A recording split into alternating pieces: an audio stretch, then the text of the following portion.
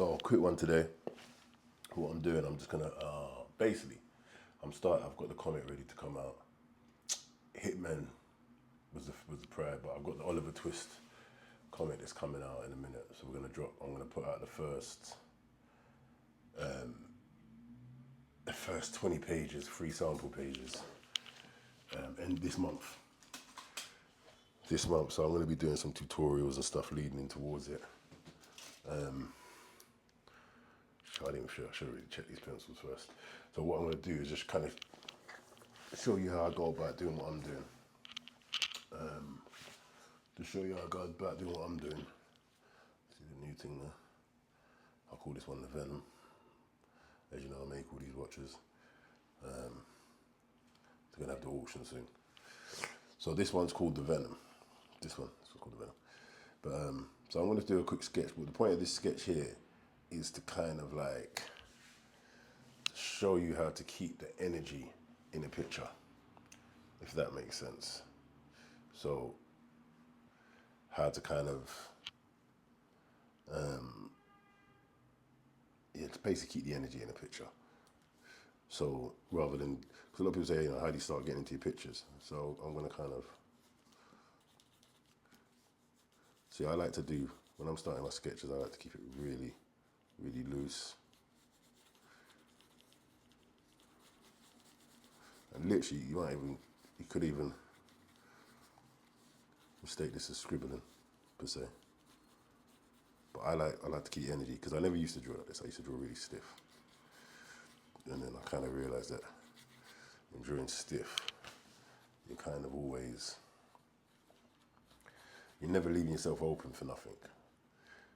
You might see something in your head, and then because you've drawn it in a certain way, because you've drawn it quite stiff, you can't then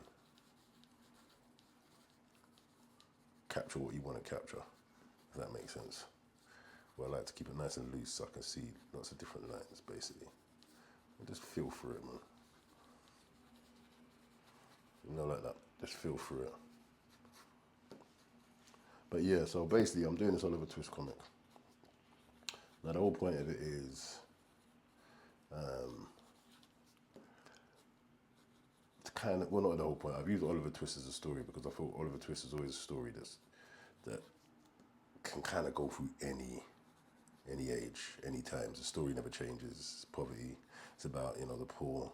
And when Oliver Twist was written, obviously you had the workhouses and, indentured servitude and all the rest of it. And it's basically about society. It's about society and what it will be. So I've kind of used Oliver Twist as a premise. Now, I don't know if you know anything about me or my past, but if you ever remember me getting into a case with Talisa, the truth was that I was actually writing Oliver Twist remake. And when I was doing the Oliver Twist remake, that's when we got into all that trouble with the police and the case. And we basically was pitching to get the film. She had agreed to play Nancy. And that's how we was getting the money for it, because obviously it was Talisa at the time. And then obviously the case happened, so it didn't happen. But I've always had this to Oliver Twist. I've always wanted to do a remake. I've always felt that Oliver Twist tells the whole story. And the funny thing is, when I was watching it and doing the research, something hit me, something struck me. Is that Nancy was the hero. And if you remember Oliver Twist, you remember Nancy was the one who didn't, who stuck up for him when he went to the workhouse. Nancy was the one that gave her life up and went against her own people. And so that always stuck with me. It always stuck with me that when that story got told, that was never noticed or seen. So when I started writing my version of it, I'd always known that Nancy was going to be the main character. I already knew that. So I kind of took it from there. But anyway, I digress. So what I'm doing here is, as you can see, this is just rough shapes, scribbling, because I want to keep the energy in it. Let me put ag1 next to her head. Because I want to keep the energy in the pick. Really don't like this pencil. It feels really weird. It just doesn't feel. So bear with me because I really don't like how this pencil works. And there's nothing worse than when you're using a pencil and you fucking hate how it feels. Nothing worse than that. And you don't know why because you're using the pencil like any other pencil. But yeah, so this is just sketches, just a rough scribbles. And like I said, I keep it very loose and very scribbly because I want to see. And I never used to work this way. I used to work a lot differently. But I want to see I need to see the energy. I want to see the energy stay in the picture. And I found when I work that way, it works a lot better for me. So, if you can see here,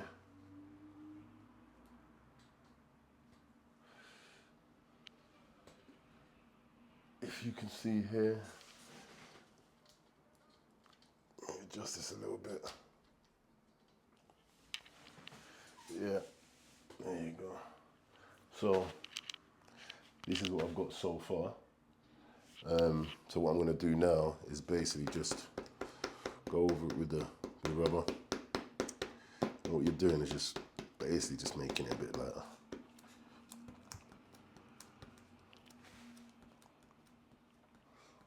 So from this stage, once I kind of got when I can kind of see a shape.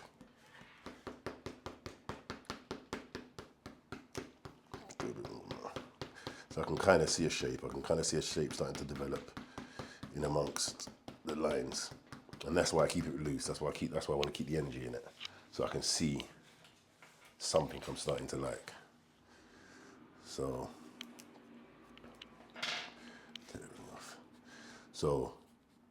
I can see some lines that I like, and then what I do is I kind of then go around and grab a couple of the lines that I do like, which then kind of.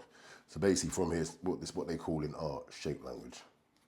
And shape language is something that's, not every, you could draw a good picture, but it don't mean you understand shape language. And it's probably, for me, it was probably one of the last steps on my journey as becoming, the artist I wanted to be. And shape language is basically, what brings the drawing together. Someone could draw the same thing and not consider shape language, and it will look totally different because they're not considering shape language. So from there, I kind of then give it a few sharper lines. And also look for where I want to exaggerate certain things.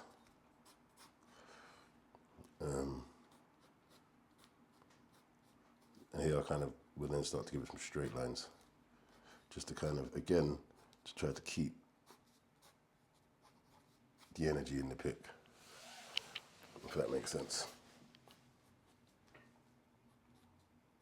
And one of the reasons I'm also doing this, because as I get into putting this book out, I don't know if you know anything about what's going on in art at the moment, but there's this big thing about AI art.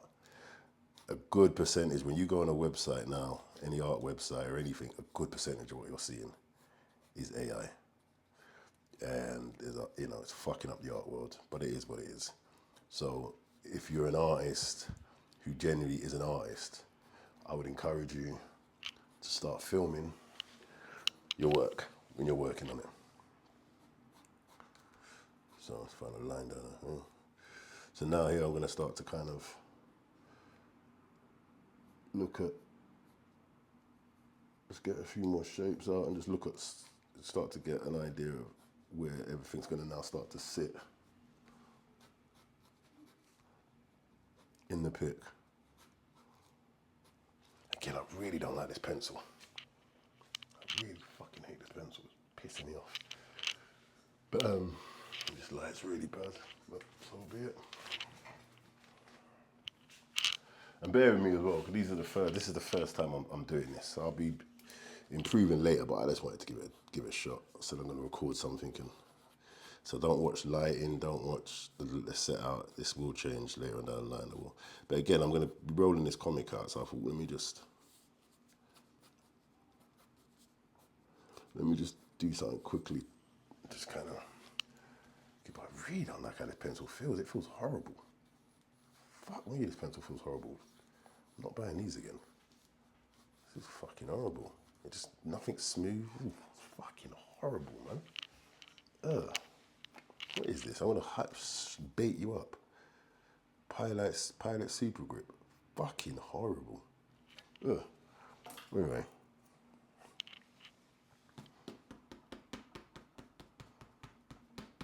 And again, so what I keep on doing now, now I go over the lines in a bit more and take out a few more things. Because now, as you can see, I'm starting to see the shapes I want. And at this stage, again, it's all about shape language. The problem is and one of the mistakes I used to make, and I think most artists make this mistake, and all us beginner artists and self-taught artists, because, especially like us, we haven't been taught. I learned how to draw in fucking care homes and prison cells, bro. So, one of the biggest mistakes you can get into is trying to fill out too much detail too quickly. And we all do it. Someone said to me yesterday, someone has problems drawing hands. We all have problems drawing hands. The best artists in the world are going to have problems drawing hands. This is why you don't draw hands, you draw shapes. Everything is a shape. I remember when I watched my favorite artist, Jim Lee, many years ago, he once said, when you're drawing anatomy, don't look for where the muscles go together. Look for the shapes. And at the time, I never understood that. And this is about maybe 10 years ago when I heard him say that. And at the time, I didn't understand what he meant. Look for the shapes and not the muscles. And as time went on, I understood clearly what he meant. That you look for the shapes in something. So if you're looking at something, I was saying to someone the other day, some people say, oh, I have problems drawing X, Y, and Z. How do I draw X, Y, and Z? It's not a matter of drawing X, Y, and Z. It's a matter of, this is different because this is illustration. This is drawing something out of your head. But there's still certain principles that you have to then abide when you're drawing stuff out of your head. But if you're drawing stuff and you're looking at something, then a lot of the time it's a question of maths. Or being able to look through something, if that makes sense. We're not doctors, so we don't know the anatomy perfect. That's just the reality of it. No one's a doctor. If a doctor could probably draw anatomy from head to toe. And as artists, you have to learn anatomy, but it doesn't mean you're going to know it all. So, but what you can know are the shapes that you want to create, the language that you're trying to create. When you've got a picture, how does it all go together? Can you see through what you're trying to draw? If you're trying to, I say to people all the time, if you want to draw something, try to look through it. Try to look through the actual thing you're trying to draw rather than looking at it. And that's the key, is to look through things. Because everything's three-dimensional. Nothing is flat. Nothing's 2D. Everything is three-dimensional. So if you can learn how to, and again, when we go to hands are shapes. You see the shape first, and then you can see the rest. So if you go to, and again, it's not nothing. I'm not saying everything's going to be perfect that we do. It's not. But perfection isn't what you're trying to do in art, and that's another thing people have to get out of. You're doing your interpretation of what you see.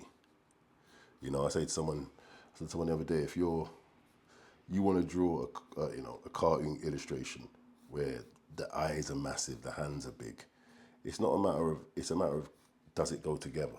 So if you create a bunch of shapes, can you fit that together? Whatever you create, you have to be able to. So if you want, massive arms or massive legs, or as long as they can fit together in the anatomy that you're creating, it's fine. There's nothing about perfection.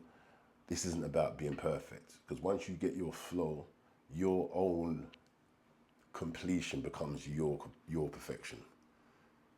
And it took me a long time to learn that as well, because obviously when you first get into this stuff, you're looking at other people's work, and you wanna be able to do what your peers are doing, obviously, naturally. But your peers, whatever your peers are doing is what they're doing. That might have fuck all to do with what you're doing. And that might not even be your style of art.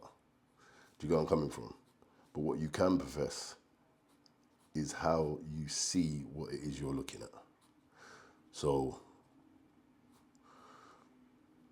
that is your own interpretation of things. Does that make sense?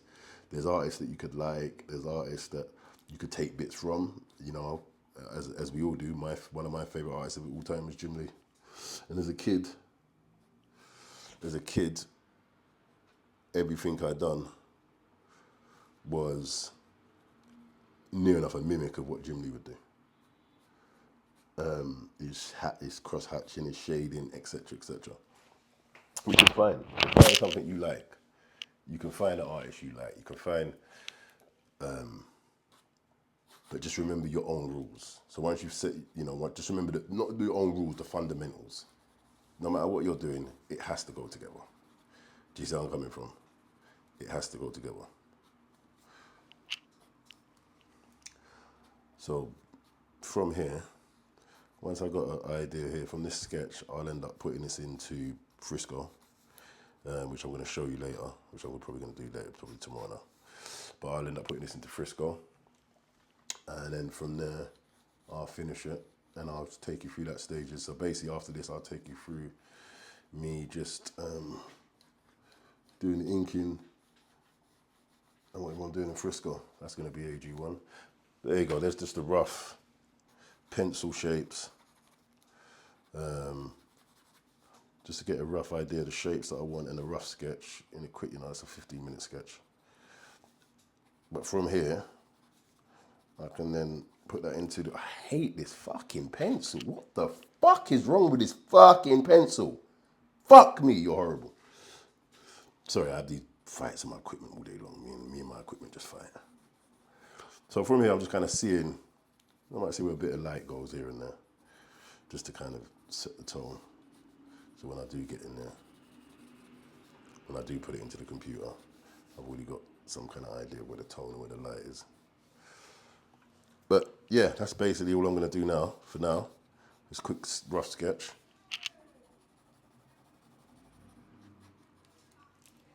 And I'll show you what happens when I put it into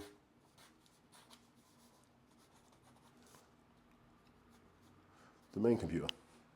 When I put it into Photoshop. All right. See you soon.